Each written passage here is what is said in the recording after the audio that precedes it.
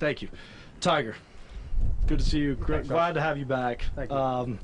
I know you posted something today about how you're feeling, and so tell us, how are you, and how are you feeling, and how good is it to be back here? I'm doing great. Thank you. Thank you. Thanks for having me.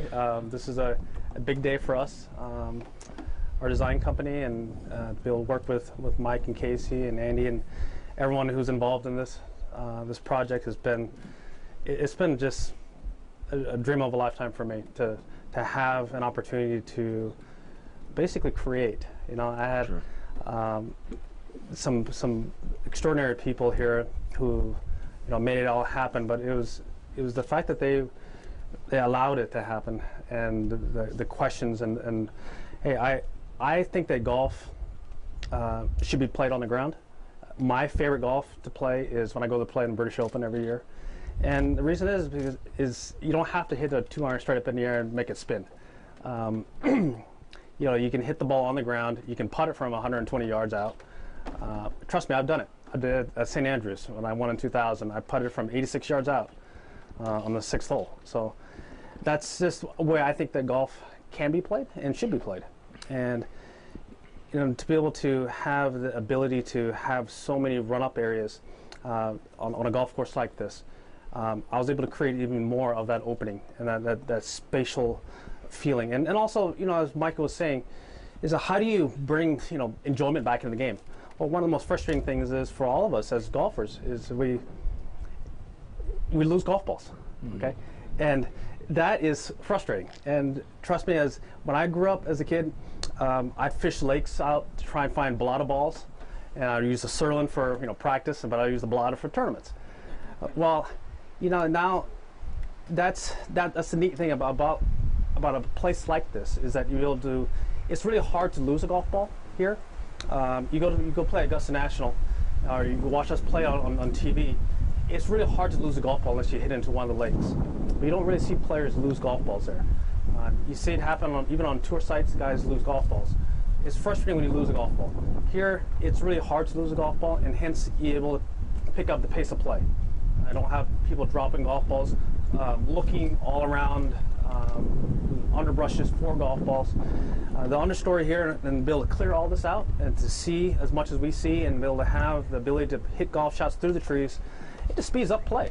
And one of the things I grew up with, my dad created par. Okay, my par was always whatever it took for me to get to the green, plus 2 putts.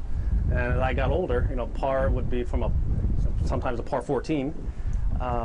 But as I got older and got longer, he'd make it a par 13, a par 12, and eventually, you know, I started playing his par. As we're talking about, you know, families coming back to the game of golf, you know, one of the things that I thought was pretty neat is back when we did the whole Nike campaign with my head cover and naming it Frank, right? Kids like that, the talking head cover. I mean, who doesn't like that as a kid? But we implemented the name Frank here and made it into a short little 3,000-yard golf course. So we had the Frank tee, so the kids can play up, and they can play with you know, their parents. You know, we're finding that people want to have our cart system here. You know, having 4 bags on a cart, a 4-seater, and you go out and play. You know, all 4, you know, the whole generations, you know, families are actually going out and playing together. Well, since the advent of the golf cart, you know, we don't have the same caddy programs, the same introduction to the game of golf that we used to. Well, let's try and spin that around, and let's try and bring families back into that by, you know, having places like this, like the playgrounds, like moving the tees, name them Frank, or whatever the story may be. Bringing families together in the 4-seater golf carts and speed up the pace of play. And let's try and, you know, bring the enjoyment back into the game of golf. And we get an opportunity here to do that, to tap into, I think, is a way that we can grow the game of golf going forward. And I think it's going to be, you know, really neat to see that happen here. Great answer. Thank you. Speak of yes, and talk a little bit about that for us. Well, to have this as my first golf course in the United States is just truly, it's just, it was so awesome to be able to, as I said, create something like this, and to work with people that believed in the same thing I do, of how we can bring, you know, the enjoyment and fun and the pace of play, and the sustainability of the great game that we love. I thought the game of golf was always fun and competitive because my dad allowed it to be that way. He always stressed that the game of golf should be fun, and we always competed, and we got a lot of enjoyment out of that. But I just think that to have the ability to have kids, and I was telling Art earlier, is that the playgrounds is a place that we see it's a 10-hole short area. You can have shots from 35 yards to 135 yards, and you can play it cross country if you want to. You can make up whatever holes you want. Well, yeah, did I have a place like that? Yeah, it was called the Park, and it was about a quarter mile from my house as I grew up, and we weren't really allowed to hit golf balls in there, but we played football, we played soccer, we did everything we possibly could, but it was neat during in the winters when it got dark early. The lights from the houses as well as the light posts would light up the range, the range, we call it the range, but the park a little bit, so we could go down there and practice hitting over through trees, into the sand, through the jungle gyms, things like that. The tire, we'd move the tire and they had to hit a golf ball through it. So that's the fun part. That's what I grew up. We found a place, the park, and then we created something fun. Well, we created something here that's fun, and that can be played with your kids. It can be played with family. It could be played with buddies. It could be very social, very competitive. To have a night involvement here. When I grew up in Cyprus, I played at a par 3 golf course called Hartwell. It's in Long Beach. And it's an 18-hole par 3 course, and it was lit. And to play it in the evening was so much fun. Then in the wintertime, and Mom would pick me up there, when it got dark, and that to me was a fun place to play and to hit shots. I think that's the same thing, just done a different way. Back to your design. In 2014, you had El Cardinal and Diamante, and now Blue Jack. Just tell us a little bit more about what we can expect from the future of your design and what you're looking forward to. Yeah, right now we have two golf courses that are completed. We're excited to. We're doing a third course at in Cabo, at Diamante, and. We have another project in Beijing and Dubai as well. So we're not doing a lot of golf courses, but I want to do golf courses that I feel as if I can do my philosophy, and not only that is work with people that I truly want to work with, and that want to make the game fun and better, and that to me is enjoyable. I'm not going to sit here and say that I'm going to do a bunch of golf courses. I don't really want to do that, but what I really want to do is work with great people, and who share the same vision that I do, and how the game of golf can be played, should be played, and sustained. Great. Okay, I'd like to open up the floor for questions. Anybody? Tiger, Dale? You haven't been playing on the tour. It's probably giving you a little more time to focus on this. Maybe you've been playing a full schedule. I know there's no blessing in you not being out there, right. But have you made lemonade out of lemons? Yeah, I know what you're saying. As I was saying earlier, is that I haven't done, and I won't do a lot of golf courses, so that I can and will devote the time I have, and be able to have a hands-on approach to everything I do. That's something that is, people who understand me and know me, that's kind of how I work. I'm pretty much all in. To me, that's the only way that I feel that I can operate. So have I, because of the injuries, and have I been able to spend more time doing this stuff? Yeah, I have. But then again, I wouldn't have done probably as many golf courses.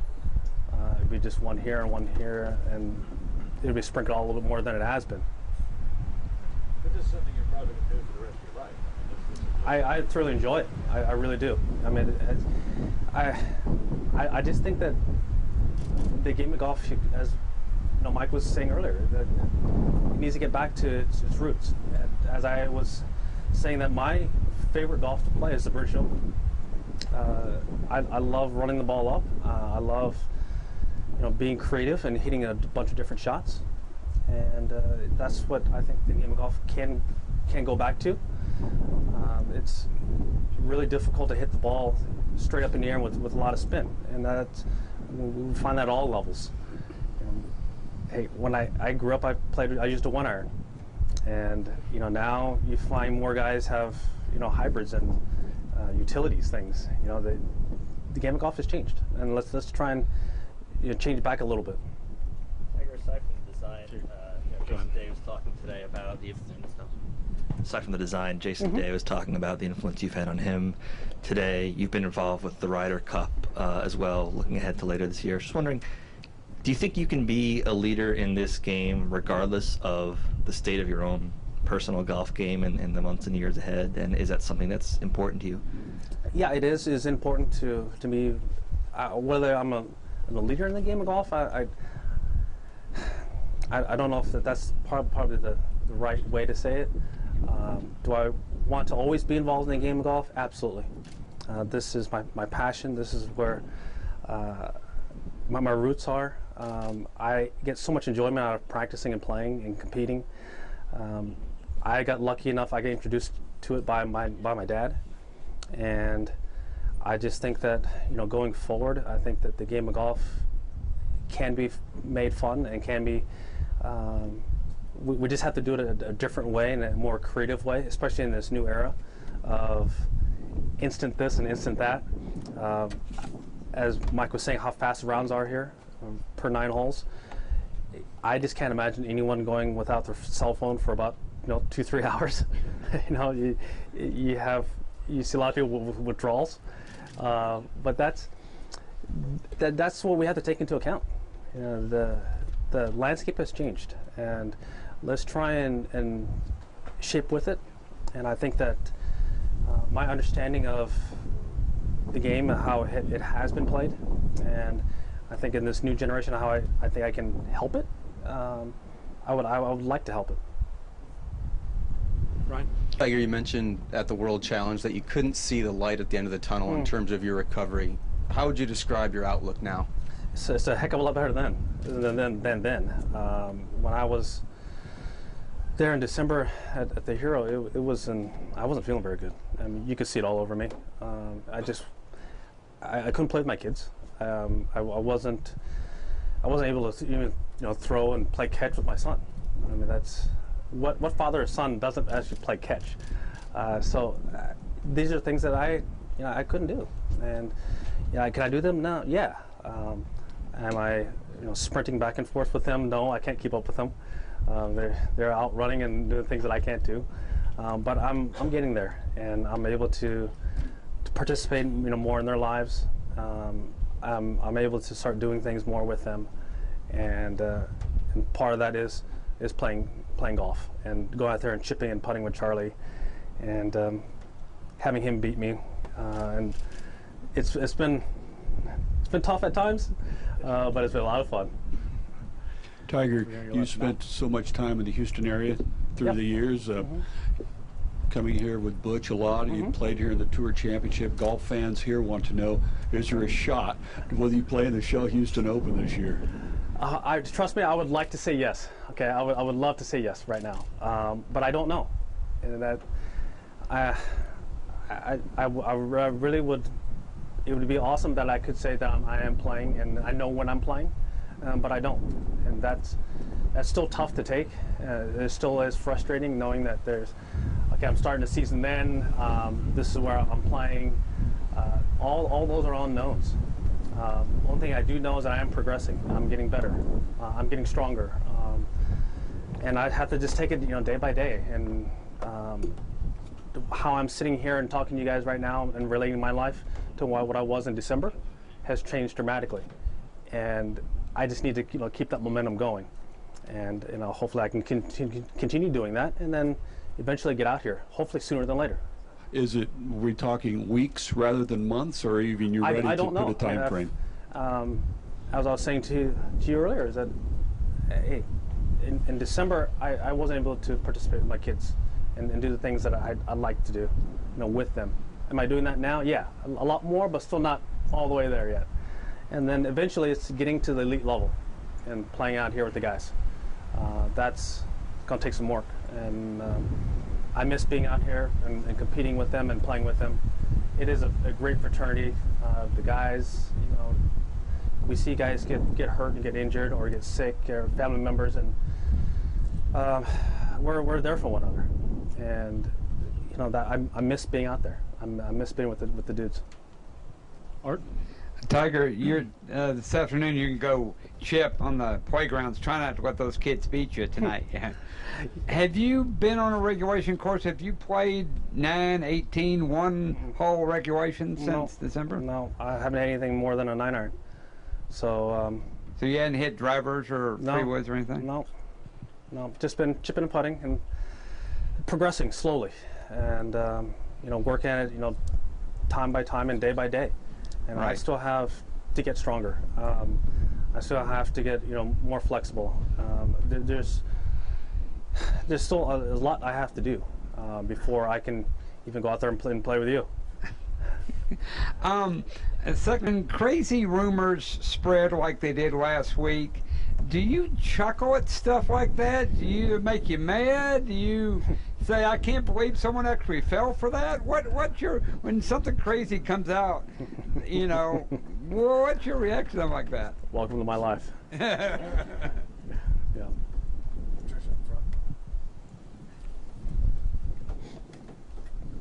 Hey, Tiger. So I'm a golfer, and I grew up playing here, the Houston Golf Association. Love this area. I grew up playing Woodlands when it was TPC. Yep.